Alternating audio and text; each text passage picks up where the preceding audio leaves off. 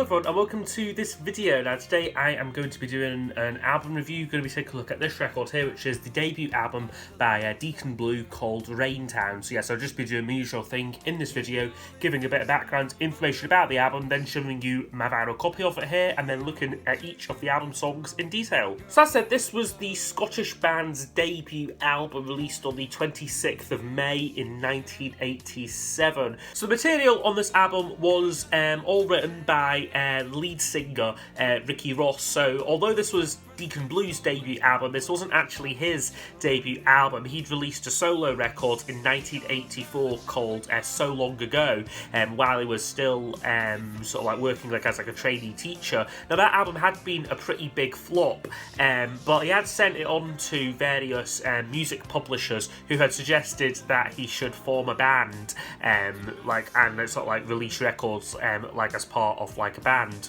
So the following year he then moved from his native Dundee down to Glasgow in 1986, where the band kind of formed organically over a couple of months,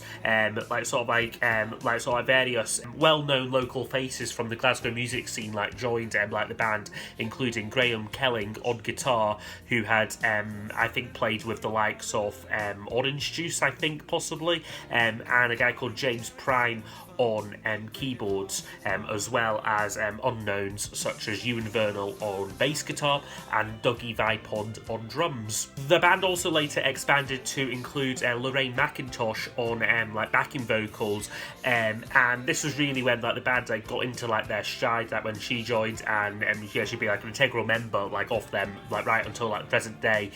She'd marry Ricky Ross as well in the early 90s as well. So once the band were formed, they embarked on a succession of local gigs, honing their material and stage presentation. So, but they weren't really getting anywhere as far as a record contract when a lot of labels kind of turning them down or just not interested. But the only one who was interested was a guy called Gordon Charlton of CBS Records. So he was actually in Glasgow to watch another band, but he'd heard a demo, he got a hold of a demo of Deacon Blues and liked what he'd heard, so he made a push for CBS to sign them, which they did. This demo included a couple of tracks from the album, I think Loaded, Love's Great Fears, and also Dignity as well. So following their signing to CBS, they were assigned time at Air Studios in London. This was the studio owned by George Martin, and the album was recorded over a 3-month period from the end of 86 into early 87, using producer John Kelly, who was quite a well-known name on the music production circuit, worked with the likes of Kate Bush, Prefab Sprout, and Paul McCartney previously. So the album itself represents a a loose concept album about the struggles of inner urban life in Glasgow, but also I guess the themes are so universal that they could apply to anyone living in a city which is maybe past its industrial peak thing, and a place that is in decline. They're quite universal songs, but certainly very much informed by their experience of Glasgow, which adorns the front cover there with the famous Finnieston crane visible there, and then the back cover has got a view of the M8 motorway there at night. So the album was very much a slow burner, an album. It wasn't a massive initial hit. A lot of the singles initially failed to chart, but then it would slowly become a quite consistent seller. It stayed on the charts for 77 weeks and has sold around 1 million copies, but only peaked at number 14 on the charts. So it was never a massive hit album in a moment, but it sustained its sales over time, and really propelled Deacon Blue to become one of the biggest bands of the late 80s and early 90s. So I want to show you my vinyl copy of it here. So as said, discussed the cover already, but it is a fantastic cover shot there, I think, back cover there, and then on the inside you have just got the standard fare of lyrics, and then credits on the other side with another moody shot there of Glasgow, and the record label is on a very nice custom label there on CBS there. This kind of, it's a bit difficult to show there with the glare, but yeah, that is the record label. Okay, so I'll now go over each of the album's tracks in detail. I'll score each track out of 10 and then use those scores to give us a overall percentage marking for the album. That hurricane day will soon pass away. Okay, it opens up with a song called Born in a Storm. Now this is a slightly gloomy kind of quite quiet kind of introduction to the album, just very gently kind of fades in like us and like sort of like eases us into like the album. Kind of starts with a piano and then a kind of quite husky kind of upfront vocal like from like Ricky Ross on it. He said about the track that it's about someone difficult I knew at the time, possibly myself, he says, and it's got a kind of similar feel like in some ways to their fellow Scottish band like the Blue Nile, just in its quite minimalistic like instrumentation, and it's just a great kind of scene setter like for the album. It's not a track which I would necessarily play like out with the album, but I think it is an essential part of the record if you're listening to it like all the way through, which I really think you should do with this album. So yeah, great track to kick things off there, an 8 out of 10.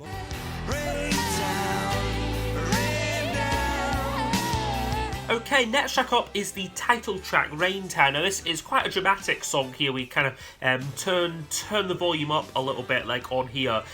Again, this track, it very much touches on kind of working class life, like in in this case Glasgow, basically about someone working hard, like in like a dead end job, but then seems to talk about them kind of going home to someone who's like unemployed. He sings like, "You're in the suburbs waiting for somewhere to go. I'm down here working on some dumb show in a rain town." And it's just got this kind of, it's got a very dramatic kind of production on it, maybe a little bit like over the top, I think, with the kind of like big drums, big synths, big vocals like from like the Lane McIntosh like on it, and like as well. I mean, it really paints a picture like off. It really brings this album cover to life, like I think, and exudes a kind of confidence that probably most bands' debut albums like wouldn't have. For me, I just think it's just a little bit too like overblown. I'm not crazy about the chorus. It's a bit repetitive, maybe you could say, and it's just got this. It's very much like kind of like stadium rock kind of feel to it. So it's not entirely in my musical sweet spot list, but I do think it is I do think it is a solid track. Kind of first sort of proper song like on the album, I think is really good. So yeah, it will get an 8 out of 10.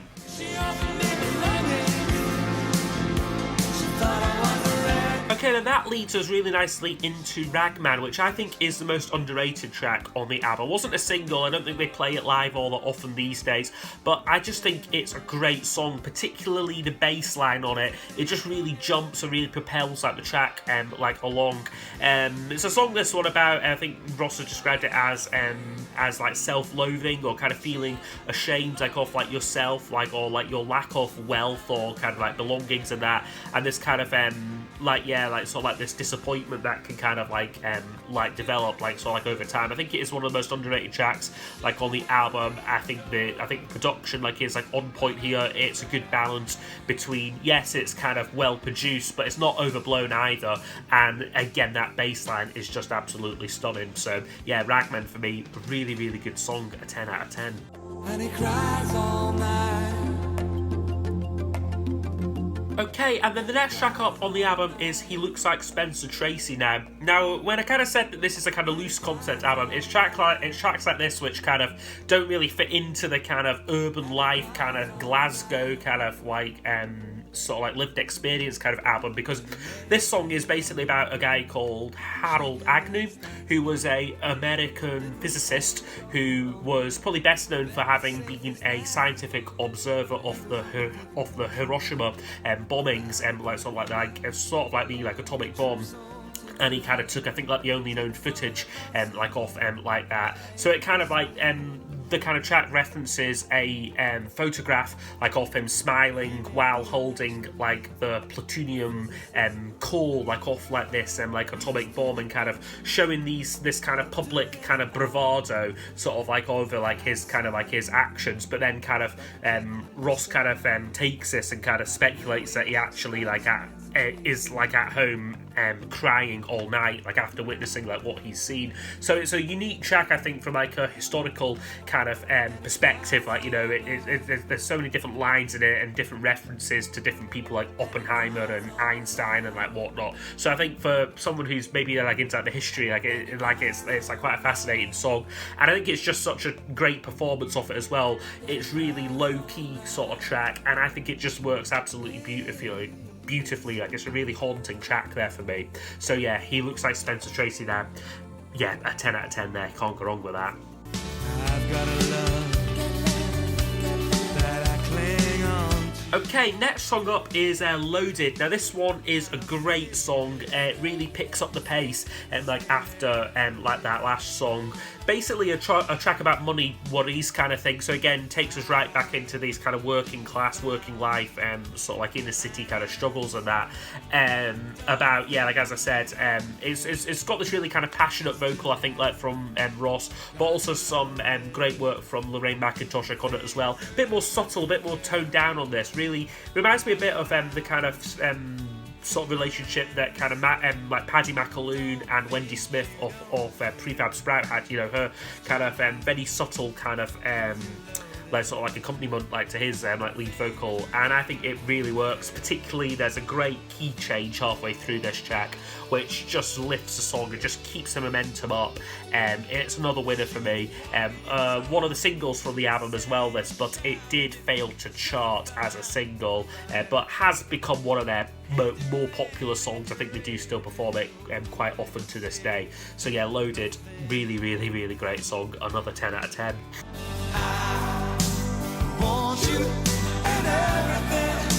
Okay, now for me, next song on the album, closing off side one, is When Will You Make My Telephone Ring. Now this one is personally not a favourite of mine. I would say it is my least favourite on the album, which may be controversial because it is also one of the more popular ones, but I just think it is a slightly overblown, it's a kind of gospel tinged kind of ballad. You've got a very kind of prominent vocal contribution from a London-based R&B group called London Beat, so it really doesn't feel again, it's one of these tracks which feels a little bit out of place like on the album. Lyrics are quite good, I guess, about kind of waiting for a phone call from a kind of special person, or just kind of this feeling of just simply wanting to be noticed, sort of waiting for like your phone to ring and like for you to get like some like attention,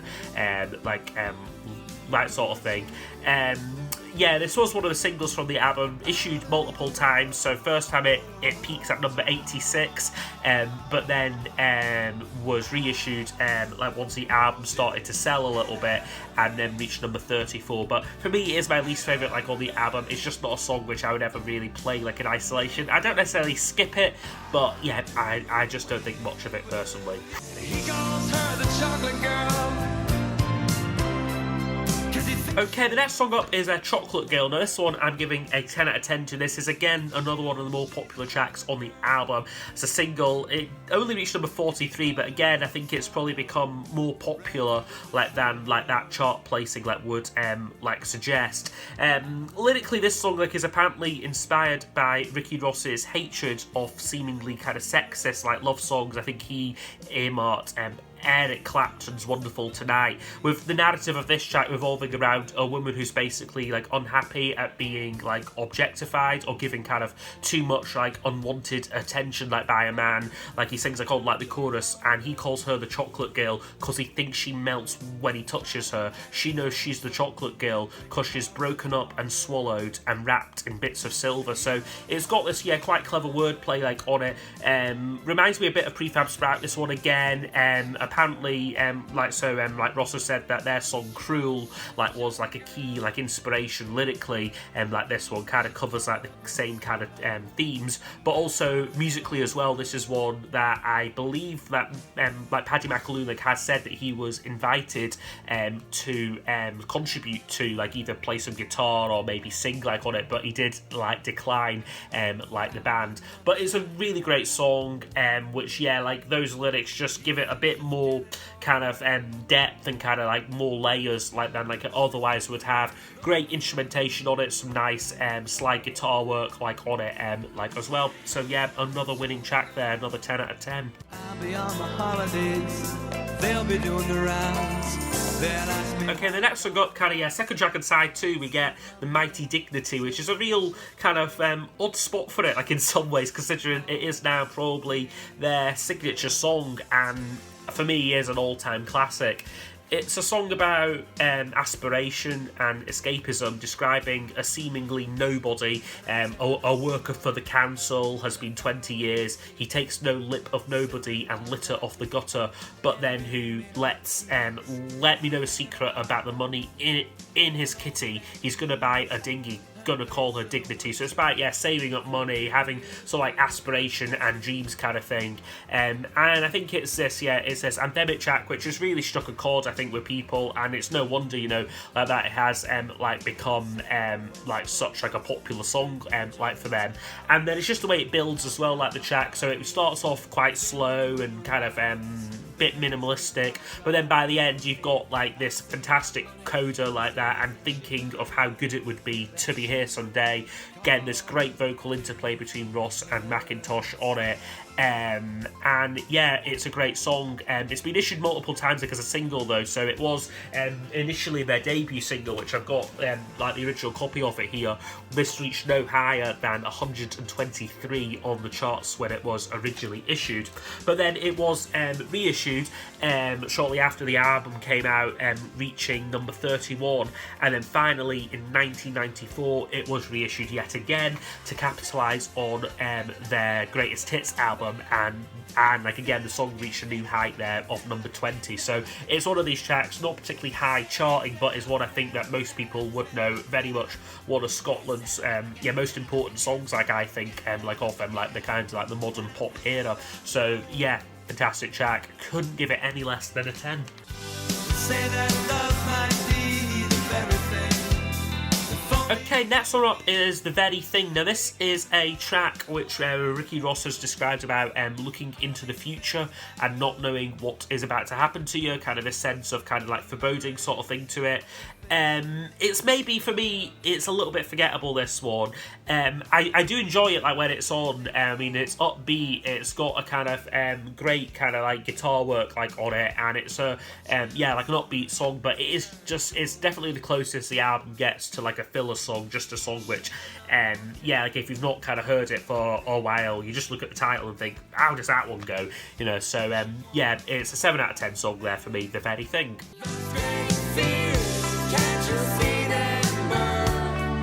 Okay, the next one up is Love's Great Fears, the penultimate track. Now this one is again more of a kind of slower ballad, this one here, with lyrics about the kind of breakdown like of like a like relationship. He sings like on it about the danger of believing in plans in hand, about the role that you had in this delicate plan slipping away. So it's this kind of kind of like what you created for yourself, and like this kind of relationship kind of slipping away, and kind of like sort of like like being like left with nothing kind of thing. Some great vocals from like Lorraine McIntosh again, really helped to enhance like the song. Ricky Ross has said that this is probably his favourite song like he's ever wrote, but I would disagree. I just think it's particularly that chorus. I think it just comes around maybe one too many times, and just gets a little bit boring like after maybe like the fourth time like it comes around possibly. But you've got some nice guitar work on here from Chris Rea, like he guest stars on this, doing some nice slide guitar work on it. So no, a decent track there, but not one of my favourites, an 8 out of 10.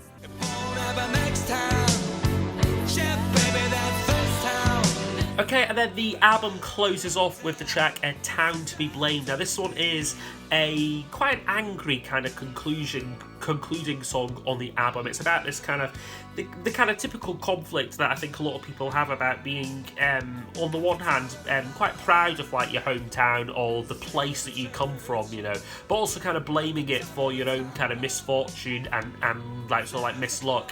He said, like Ross has said about like the track, like you love the place that you come from, but when you're young, all you want to do is escape and lay the blame on that place and sort of blame it for everything that's gone wrong, like in like your life. So it's kind of it's got this kind of angry, kind of spiteful feel to it, and he does sound fired up, like singing like this track. Again, I think it really works like as a closer, you know. I mean, this isn't a proper concept album, but I think the sequencing of this just really makes it feel like a kind of wrapping up like of the album with a similar kind of bombastic instrumentation to the title track. But I think it kind of works a lot better like with this track just being the closer, and it just feels a lot more kind of long form and kind of thought out like a little bit more. Then it ends with these kind of lines of work, work, work, in the rain, rain, rain, home, home, home, again, again, again. He sings like at like the end, like off it, which just really wraps up like all of like the themes like off the album. I mean, it really it feels like a conclusion of a really impressive piece of work, which it arguably is. So it's a good song there, Town To Be Blamed, a 9 out of 10 from me. Who lets her know? Okay, so overall, this album would score 87%. So I think this is a great, great, great album. It's surely one of the best debut albums out there. I would say it's hard to say that this is an innovative album, you know. I mean, it's quite mainstream, like it's kind of feel, you know, they're not breaking new ground really, but it's a great demonstration of top quality songwriting delivered from the heart, but also like a display of a variety like of musical styles like on here, you know, like from slower ballads to kind of more poppy stuff to then more kind of bombastic kind of production, almost kind of stadium, sort of proto stadium rock like kind of like performances like as well. It's certainly not a fully blown concept album either, but I do think just that combination like of the cover and then a couple like of like the standout tracks like Loaded, Dignity, Raintown, you know, really do make it feel a little bit more monumental perhaps like than it actually maybe is. Yeah, I think it's great. I mean, like, they arrived kind of, fully formed kind of thing, you know, like, with, like, from, like, this debut album. It's very interesting, though, to hear some of, like, the early demos and early live performances, like, off, like, these tracks before Lorraine McIntosh joined, because, you know, initially you kind of think, well, does she add a lot to these songs? But then when you hear those early versions, they really are missing something vitally important. So, I mean, she really added a lot, like, to, like, the band, and, everything just came together so well for this debut album, and, I think it is an all-time classic there. So that has been my review of Deacon Blue's Raintown. So yes, I hope you have enjoyed the video, and I'll see you all next time for the next one. Goodbye.